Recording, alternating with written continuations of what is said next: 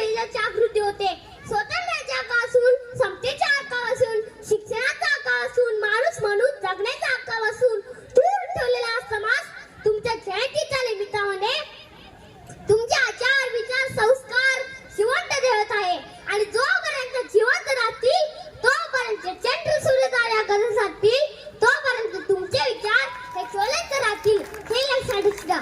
म्हणूनच उपस्थित सर्वांनी एवढेच म्हणेल, पोटात अन्न असलं तरी चालेल, शरीरात रक्त नसलं तरी चालेल, पण डोक्यात बाबासाहेबांचे विचार असे करीत पण डोक्यात बाबासाहेबांचे विचार असे करीत. आता आपण बाबासाहेबांच्या प्रतिमेला सलामी देऊया.